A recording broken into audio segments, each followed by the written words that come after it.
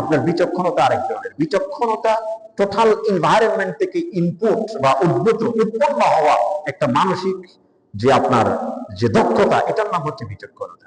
এই জন্য ইমানই বিচক্ষণতা হচ্ছে গুরুত্বপূর্ণ। ইমানই বিচক্ষণতা দিয়ে আপনাকে এটা যে মূল্যায়ন করতে হবে, কাকে কিভাবে বুঝ দিতে হবে। আপনি দেখছেন মা বাবা দুজন ঝগড়া করছে, আপনি যদি বাবার কাছে গিয়ে বলেন বাবা মা তোমার এত প্রশংসা করলো, মার কাছে গিয়ে যদি বলেন বাবা আপনার এত প্রশংসা করলো, বাবা তোমার কথা মা বারবার বলতেছে, তুমি কি এই এই তোমার কথাগুলো বারবার বলতেছে, বাবা বলতেছে তোমার মা এটা বলেছে, অন্তর বলে যাবে যে আমি যার সাথে ঝগড়া করছি সে আমার স্মৃতিচারণ করে আমাকে স্মরণ করছে। মার কাছে যখন বলবে মা বলবে যে তোমার বাবা সত্যি এটা বলেছে, দেখবে দুজনের মধ্যে মিল হয়ে যাচ্ছে। এরকম কিছু কৌশল বিচক্ষণতার সাথে আপনাকে দুজনকে মেনটেন করতে, বিচার করতে যাবেন না। কিছু জিনিসের বিচার নেই, কিছু জিনিসের মা বাবার সাথে কিন্তু বিচার নেই। স্ত্রী এবং মায়ের দেওয়া হয়েছে, আপনি বিচার করবেন করেছে শেষও করতে পারবেন না। এখানে বিচক্ষণতার সাথে আপনাকে কাজ করতে হবে। আশা করি প্রশ্নগুলোর উত্তর পেয়েছেন। জাযাকুমুল্লাহ। প্রশ্ন করার নিয়ম হচ্ছে, আদব হচ্ছে নাম লিখে দেওয়া, সাথে সাথে আপনার পরিচয়টুকু তুলে ধরা, এটা হচ্ছে উত্তম। জি মুরব্বী বলেন। কোরআন কারীমের একটি কপি হাতে নিয়ে দেখে দেখে পড়া, এটার নাম তেলাওয়াত। তেলাওয়াত বলতে দুটোকে অন্তর্ভুক্ত করে।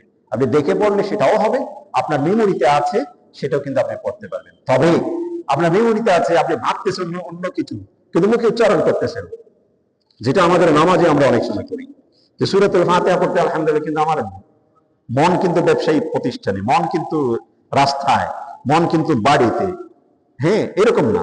তিলাওয়াত হতে হবে ইনহেমাকের সাথে। আপনার মেমোরিতে আছে সূরাতুল ইয়াসিন, আপনার মুখস্থ, দেখতেছেন আপনি মুখস্থ বসে বসে পড়ছেন, কিন্তু আপনার মন এখানে নেই। তখন আপনি কোরআন কারীমের কপি সামনে নিয়ে যদি আপনার ইনহেমাক, আপনার একনিষ্ঠতা, কনসেন্ট্রেশন আপনার যদি এখানে আসে, আপনি সেই পথটি অবলম্বন করবেন।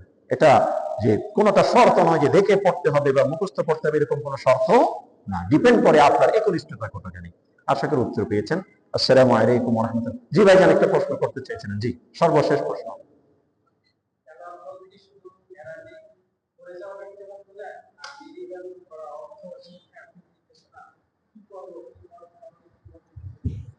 ভাইজান একটি সুন্দর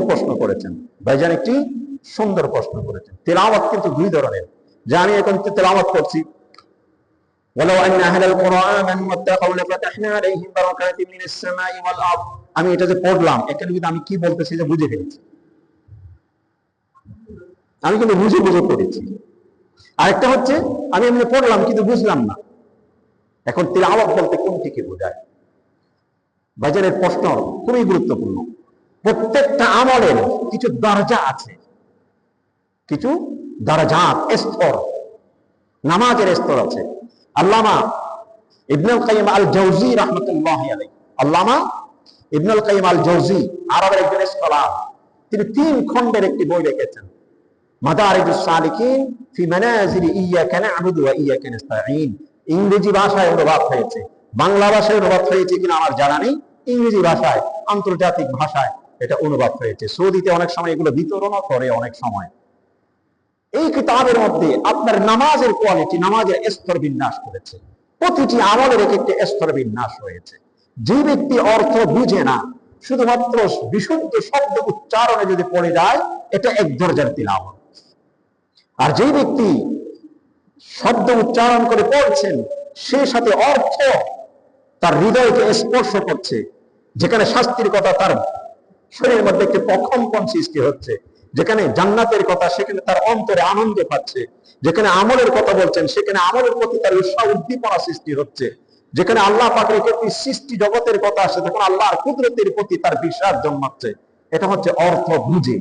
তখন সেটার কোয়ালিটি কিন্তু বৃদ্ধি পেয়ে যাবে, স্তর বৃদ্ধি পেয়ে যাবে। আবার কেউ কেউ অর্থ বুঝে, মনে করেন অর্থ বুঝলেন যে আমি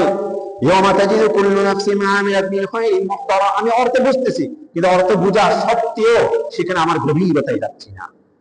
অর্থ বুঝার পরেও কিন্তু স্তর ব্যতিক্রম হতে পারে। তবে সবকিছুকে তেলাওয়াতের অন্তর্ভুক্ত হিসেবে ধরবে, আর সেটার স্তর বিন্যস্ত হবে নিজের কোয়ালিটির, নিজের নিয়ত, নিজের এবং নিজের এই সব কিছুর উপরে ভিত্তি করে। এই জন্য তো একজন আলেমের সেজদা কেন দাম, একজন আলেমের সেজদা কেন দাম? এটা আমি আলেম হিসেবে, বা আমি তো আলেম বললাম, আমি নিজেকে আলেম মনে হয় না আমার কাছে, কারণ আমি আসলে এলমের কাছেও যেতে পারি নাই। একজন আলেমের সেজদার কেন দাম?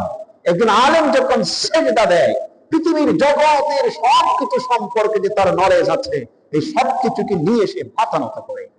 আরেকজন তার সেই সম্পর্কে কিছু নাই, সে তো এমনি কিছু নাই, সে মাথা নত করে। দুটির মধ্যে ফরক কেন? যার সবকিছু আছে, একজন উচ্চ পদের মানুষ যখন সেজদা করে, তার মান অনেক দাম বেড়ে যায়। এজন্য শেখ সাদি রহমতুল্লাহ আলাইহি সুন্দর বলেছেন, গাদাগার তাওয়াদু কুরবে ফুরিয়ে উস তাওয়াদু জিগরদান ফারাজানি উস।